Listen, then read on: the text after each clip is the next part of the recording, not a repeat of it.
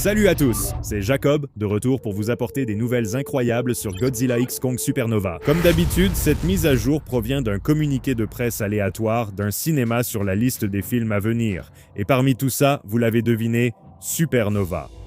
Et c'est là que le genre du film a été révélé, ce qui fait penser à certains que le Monsterverse va adopter un ton plus sombre et plus sérieux.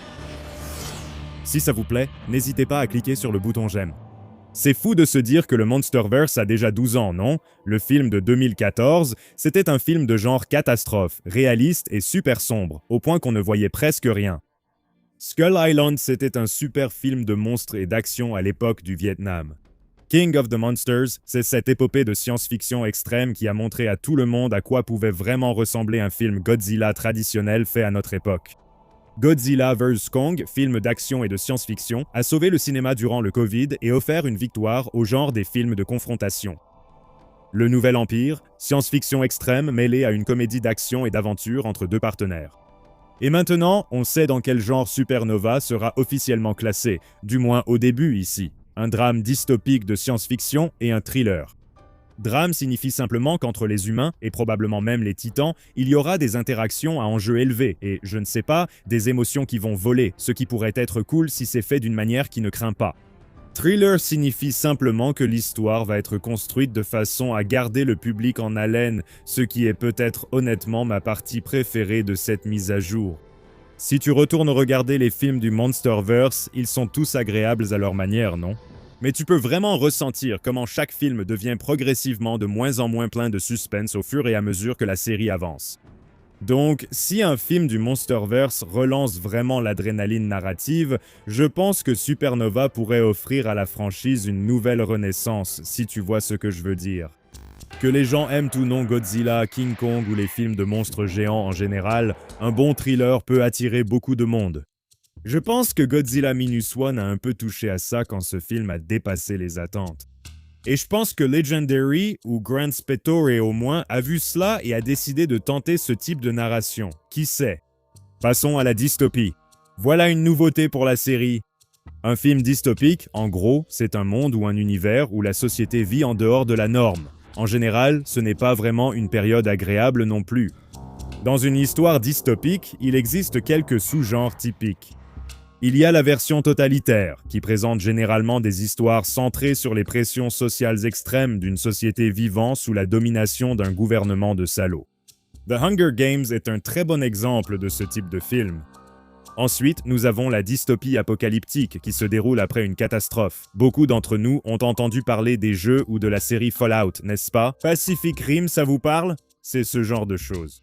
Des films comme Matrix présentent une cyberdystopie où le monde a été englouti par la technologie et ne s'en porte peut-être pas mieux, avec généralement un thème récurrent des conséquences.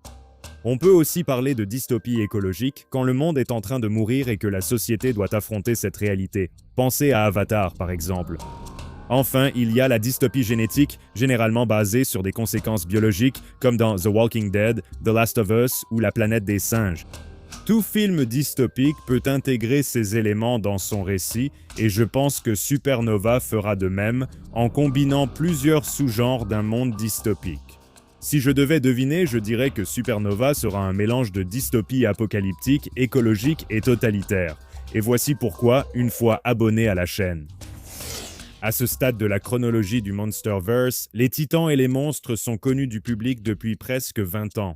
Et je crois vraiment que, finalement, que ce soit à cause d'un impact d'astéroïdes, d'un soulèvement des titans, ou simplement parce que l'univers reconnaît enfin que presque toutes les grandes villes de la planète ont subi des dégâts à ce stade, les nations du monde vont enfin agir. Même si je ne pense pas que cela mérite le titre d'apocalyptique, il y a de fortes chances qu'un événement vraiment énorme et chaotique survienne sur Terre pendant Supernova. Dans la foulée, une dystopie écologique pourrait aussi se former. C'était la direction que prenait le Monsterverse avant que Ghidorah ne soit transformé en marionnette pour Godzilla. Et aussi quand Shimo a presque changé le climat terrestre pour provoquer une nouvelle ère glaciaire. On peut dire honnêtement que presque n'importe quel titan pourrait créer une forme de dystopie écologique sans Godzilla. Et à la suite de n'importe quelle catastrophe qui se produirait, je pense qu'un gouvernement totalitaire émergera et commencera à imposer un nouvel ensemble de règles.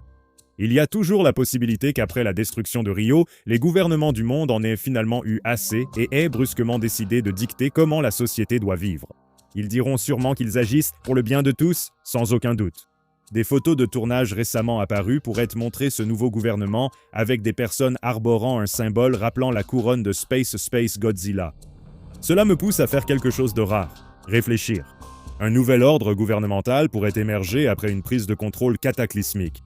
Si Space Godzilla est réellement sur le point d'arriver dans le Monsterverse, il y a de fortes chances que, tout comme dans l'original, ce Space Godzilla tente non seulement de tuer Godzilla, mais aussi de prendre le contrôle de toute la planète. Le monstre original voulait terraformer la Terre d'une manière qui renforcerait de plus en plus ses pouvoirs jusqu'à devenir un dieu. Tous les survivants seraient forcés de vivre dans un monde corrompu par les cristaux et les ténèbres de Space Godzilla. Ça ressemble beaucoup à un univers dystopique, non ?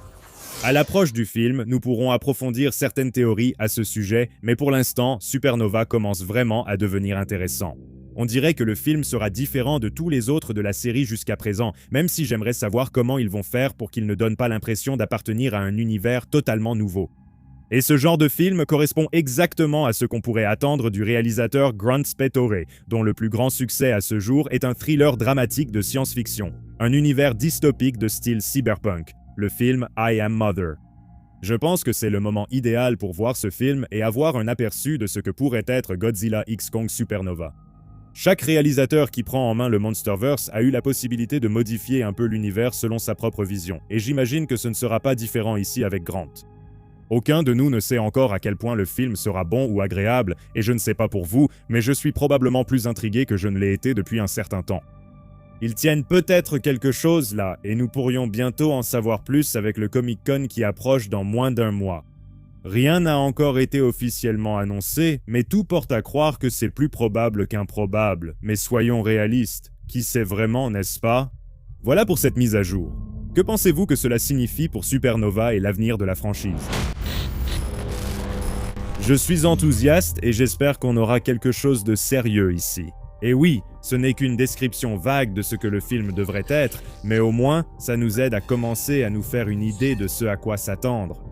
Vous voulez plus de vidéos sur les actualités du Monsterverse? Mettez un j'aime à la vidéo et partagez-la autour de vous. Comme toujours, c'était Jacob. À la prochaine.